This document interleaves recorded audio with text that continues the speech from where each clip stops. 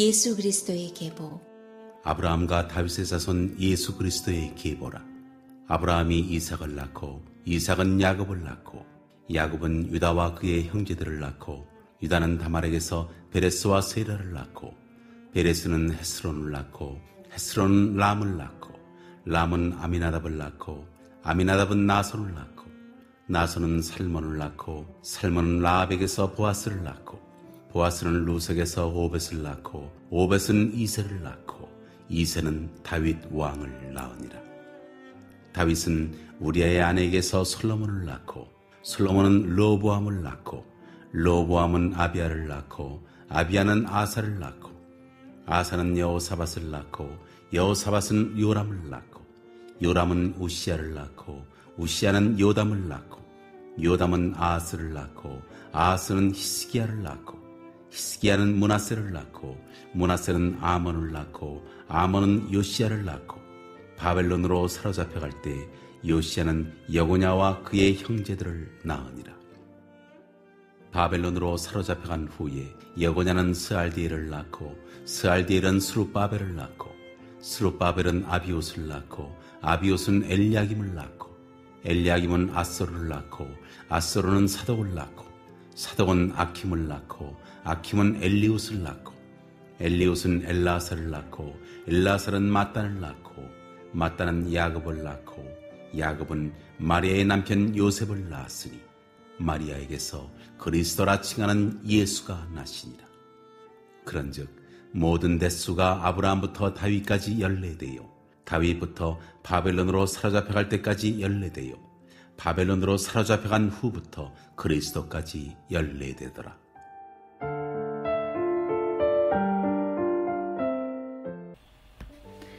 아멘. 오늘의 말씀은 예수 그리스도의 계보라는 제목으로 이 새벽의 말씀을 함께 묵상하길 원합니다.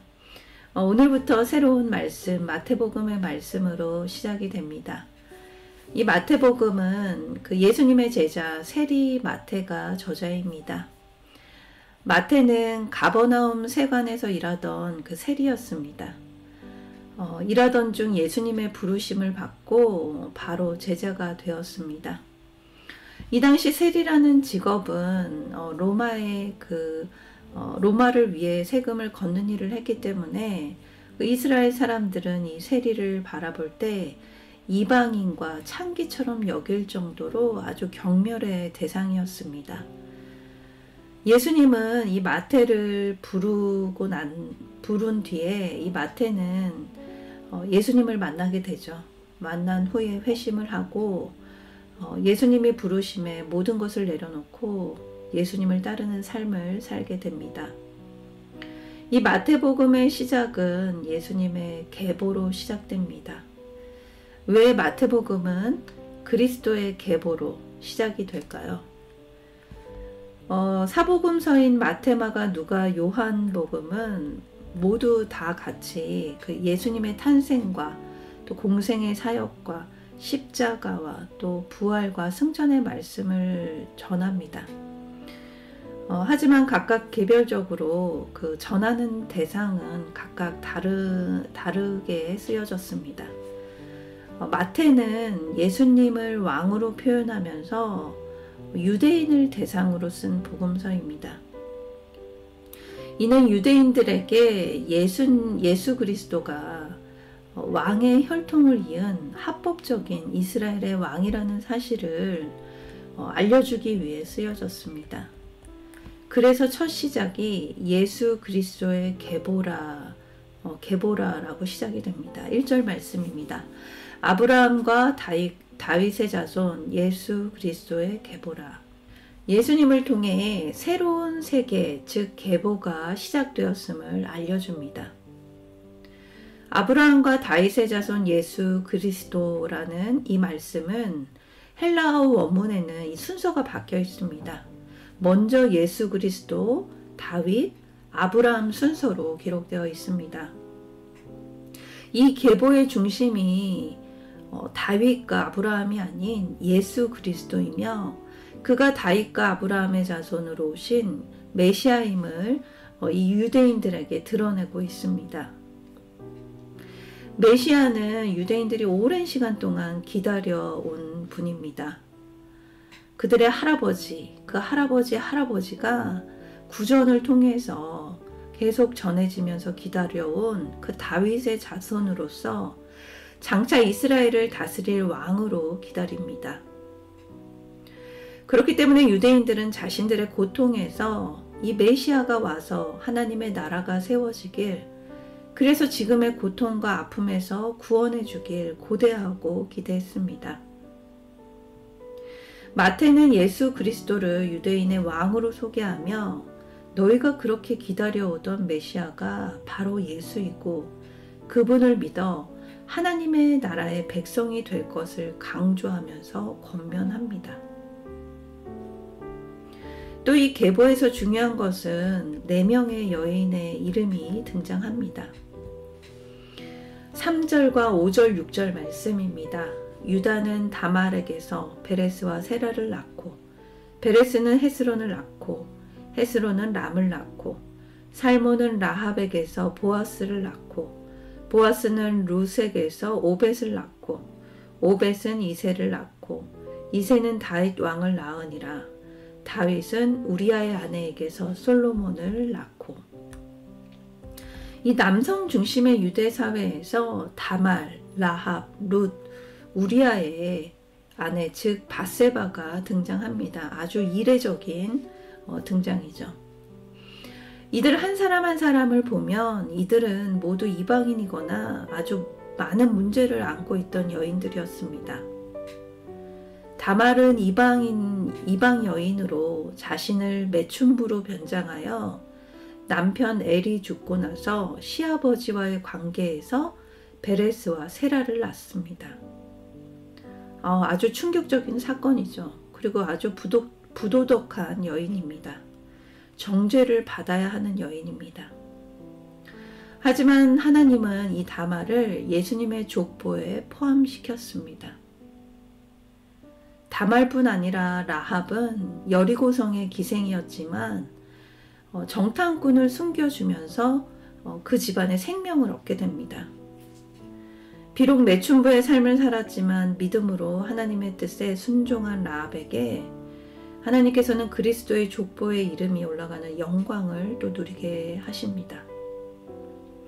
또 룻도 마찬가지로 이방 여인이었지만 시어머니 나오미와 함께 그 남편과 시아버지를 잃고 외로이 베들레헴에 돌아와 믿음의 삶을 살면서 보아스와 결혼하여 다윗의 증조모가 되는 그 영광을 누립니다.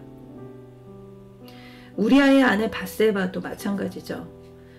우리아의 아내 밧세바는 남편이 있음에도 다윗과 불의한 관계를 맺은 여인입니다.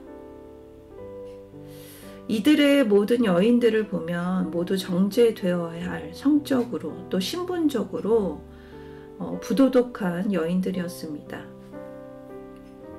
예수님의 족보에 이런 도덕적으로도 또 신분적으로도 흠이 많은 여인들의 그 이름이 올라간 것은 너무나 수치스러운 일 아닙니까?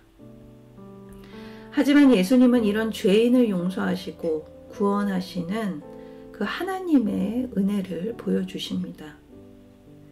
결국 예수님께서는 민족, 성별, 신분의 차별 없이 모든 이를 구원하러 오셨음을 우리에게 보여주십니다. 예수님은 말씀하셨습니다. 나는 죄인을 불러 회개시키러 왔노라 라고 하셨습니다. 예수님의 계보는 단순히 한 인물의 그 족보가 아니라 세상을 구원하기 위한 하나님의 구속사 사건을 보여주는 지도와 같습니다. 우리도 마찬가지입니다. 창세전에 우리를 택하신 하나님께서 나를 택하신 이유가 무엇이 있겠습니까? 흥결 많은 우리를 부르신 이유는 오직 나를 구원하시기 위한 하나님의 은혜의 사건입니다. 함께 묵상하길 원합니다. 그리스도의 계보에 등장하는 여인들의 이름이 나에게 어떤 위로를 주나요? 마태는 그리스도의 계보를 14대씩 세 부분으로 구분해 예수님이 다윗의 자손임을 강조합니다.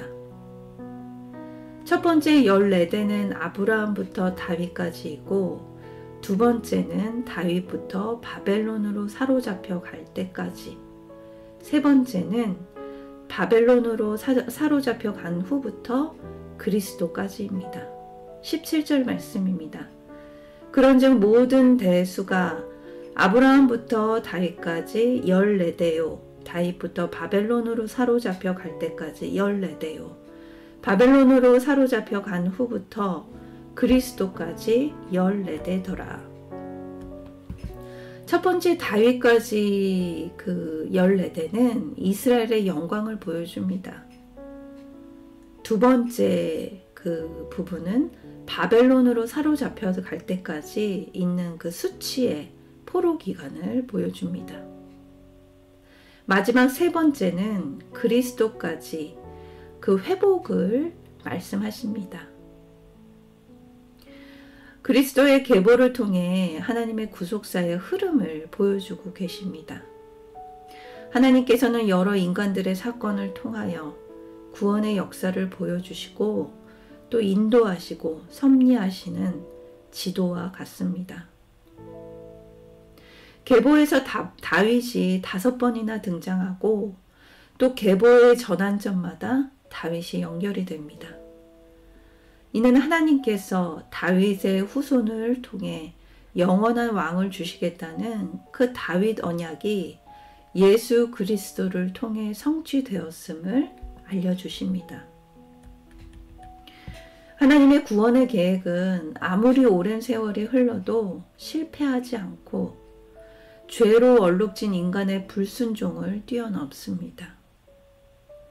예수님께서 이 땅에 오시기까지 하나님의 사랑은 단 한 번도 멈추거나 식은 적이 없습니다. 그래서 창세 전부터 우리를 택하신 하나님은 때가 되어 예수 그리스도를 보내심으로 구원받은 백성으로 우리를 부르셨습니다. 그렇기 때문에 오늘 말씀에서 묵상한 이 예수 그리스도의 계보는 단순히 누구를 낳고 이 낳고를 반복하는 족보로 끝나는 것이 아니라 하나님의 구원의 역사, 즉 구속사를 요약하여 보여주는 그 지도와 같습니다. 오늘 말씀을 통해 우리에게도 계보가 있지 않습니까? 우리의 계보에도 하나님의 구속사가 이미 지도처럼 설계되었음을 믿고 오늘도 열심히 구원의 사역을 위해 일하시는 그 하나님의 섭리에 감사하며 그 은혜를 누리며 또 우리가 전하는 하루가 되길 기도합니다. 사랑의 하나님, 오늘 예수님의 족보를 통해 우리를 향한 하나님의 사랑을 전하심 감사합니다. 나의 모습은 너무 연약하여 매일 쓰러집니다. 그럼에도 하나님의 사랑은 단 한 번도 멈추거나 식은 적이 없다 하시니 은혜입니다.